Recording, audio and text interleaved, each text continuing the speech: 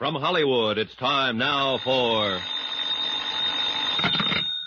Johnny Dollar. Pat McCracken, Johnny, returning your call. Oh, hi, Pat. How's Southern California? My vacation on expense account, I love it. Well, don't overdo it. Just because the Jolly Roger matter interfered with that vacation you'd planned is no Now, reason. wait a minute. You promised full expenses. Okay. When are you coming back to Hartford? As soon as I clear up the Lamar case. Want okay expenses on it now? Huh? Lamar? Yeah, Pat. This is a case that'll make your hair curl.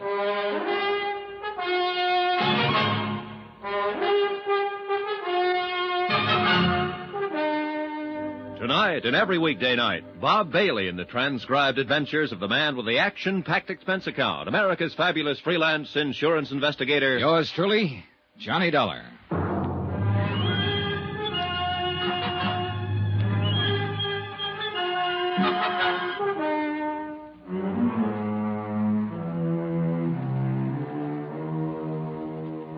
Expense account submitted by Special Investigator Johnny Dollar to the Universal Adjustment Bureau, Hartford, Connecticut. The following is an accounting of expenditures during my investigation of the Lamar matter. Expense account? Forget it. I'm on vacation.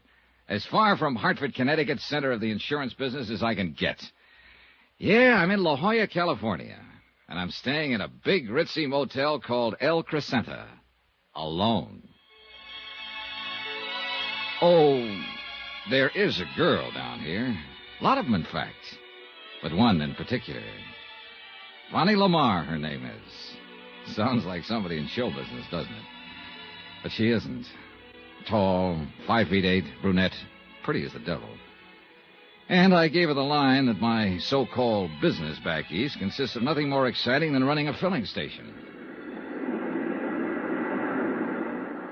How can you afford to come all the way out here to California for a vacation? To say nothing of staying at the El Crescenta.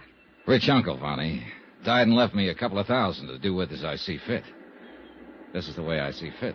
Only a couple of $1,000. Mm-hmm. Gee, that's too bad. A couple of $100,000, I might really fall for you. Oh, Vonnie, how can you? Hmm? Well, here I thought these last 3 days and evenings with you were due solely to my overwhelming personal charms. Your charm has nothing to do with it. Kiss me again, anyhow. With Vonnie around, who needed a couple of $100,000? The gal was just about all anyone could ask for. And I don't mean for just a quick vacation time romance. I'd spotted her the minute I'd landed here at this hotel. More like a guest ranch by the seashore. Beautiful, modern cottages set around a big green lawn with a swimming pool in the center big enough for the Olympics. Carports beside the cottages loaded with Eldorados, Continentals, and a handful of foreign sports jobs. And a beautiful big dining room and a building set up to look like an old clipper ship. And food and service worthy of Oscar of the Waldorf. And what was I doing here? On expense account, remember? Yeah, I'd spotted Vonnie the night I arrived from San Diego after clearing up the Jolly Roger matter and set my sights for her immediately. Naturally, I wondered what so attractive a girl was doing alone here. She cleared that up for me at dinner the second night. I still don't understand why Daddy hasn't arrived yet. Oh? He's supposed to join you on this vacation? We always spend our vacations together. At least we have since Mother died a few years ago. You're an only child? Yes. Really a foster child. Just as we were about to take our plane, some crisis or other arose at the plant. So he made me come along and wait for him. Lamar Metal Products. Lamar, oh, yeah. Aircraft components, isn't it? South Bend, Indiana? Yes. You know how crisis can arrive in a business like that. Sure, I imagine so. Government orders, and all that sort of thing. Yeah. Well, you'll probably hear from him before. Oh.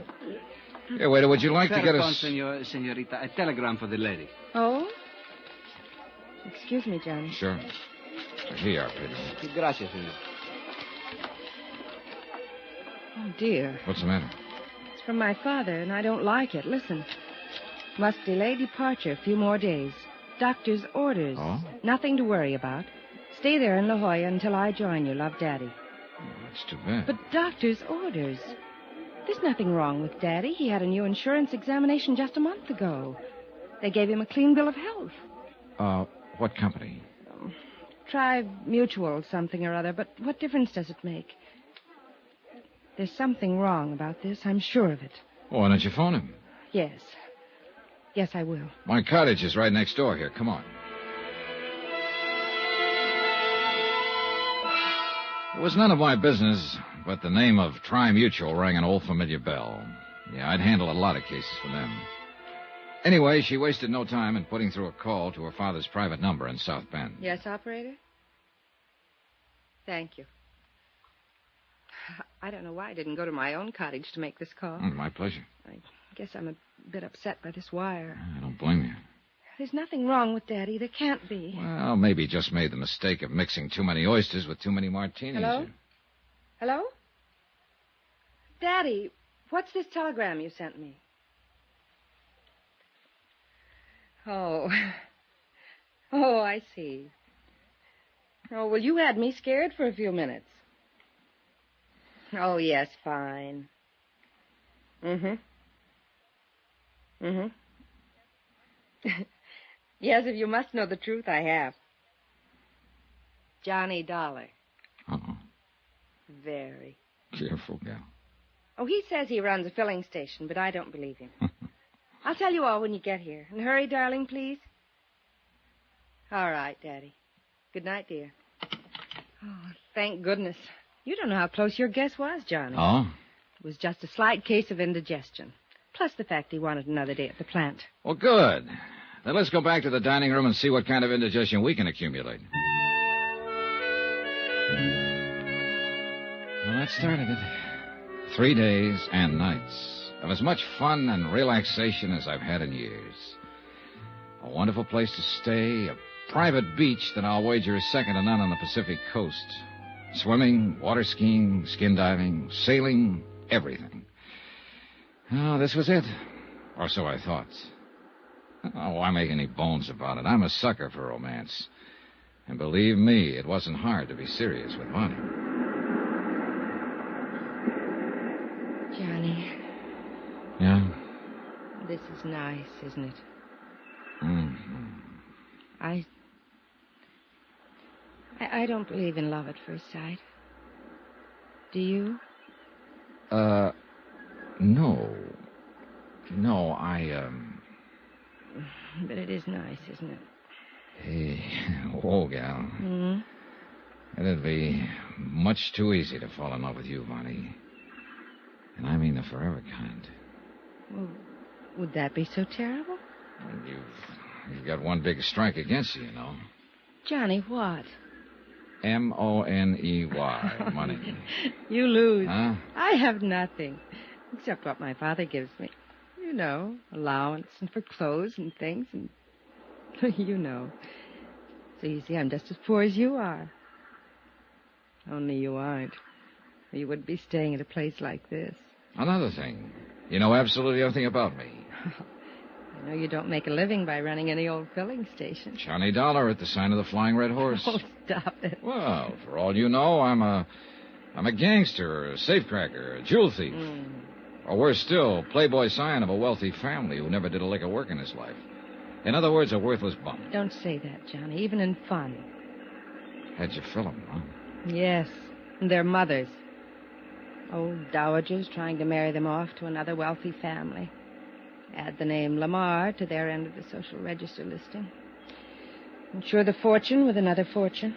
I thought you said you were poor. Well, you know what I mean. A bunch of worthless pops, that's all they are. I've seen better men among the servants and chauffeurs, the little Mexican boy who helps one of the gardeners, and the young businessmen there in South Bend and in other cities. Maybe earning just enough to make ends meet, but men, ambitious, hard-working, willing to get somewhere on their own merit, and, well, you know what I mean.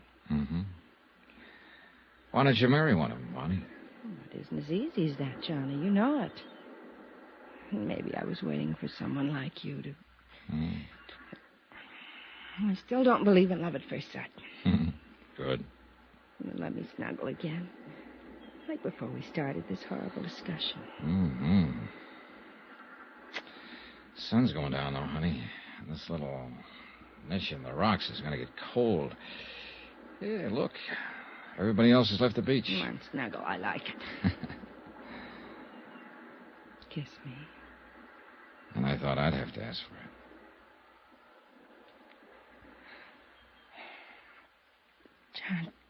Johnny? What do you do? Well... Well, I'll tell you. I live in Hartford, as I told you, and I'm really... Listen. He's calling you. Yeah, you too. Oh, the spoil sport. Well, maybe it's word from your dad. Here, up you come. Oh, I hope so. Come on, Johnny. Pedro? Pedro? Over here. Here we are. Here. What's up? Oh, senorita. Telegrams. Telegrams? The one for the senor was marked rush, so I rush. Good boy, Pedro. Here. No, I'll tip you when we get back to the motel. Si, Stop by senor. my cottage. Johnny, it's What's wrong, Bonnie? from our family doctor. I'm afraid... Here, you read it. Sure, I'll be glad to.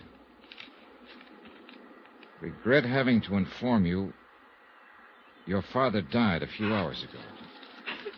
Suggest you return to South Bend immediately. Oh, Johnny.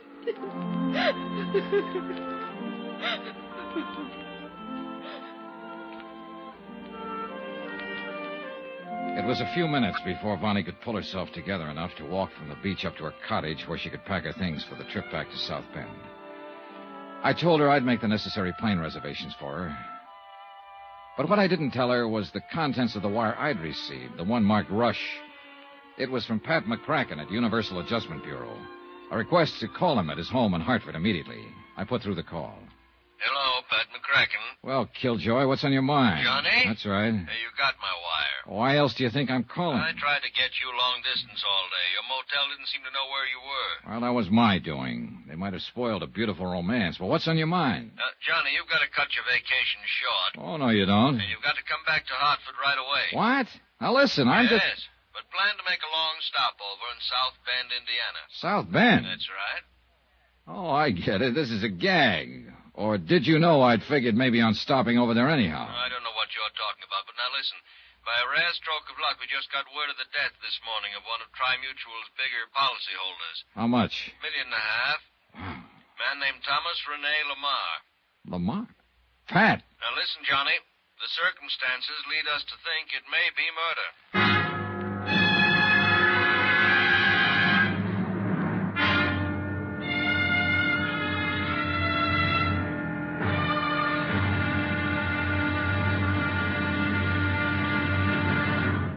Now, here's our star to tell you about tomorrow's intriguing episode of this week's story. Tomorrow, a set of circumstances arise that are enough to keep a man from trusting even himself.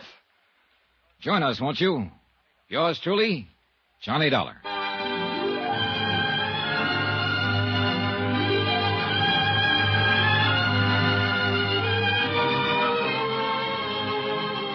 Yours truly, Johnny Dollar, starring Bob Bailey, is transcribed in Hollywood. It is produced and directed by Jack Johnstone, who also wrote tonight's story. Be sure to join us tomorrow night, same time and station, for the next exciting episode of Yours truly, Johnny Dollar.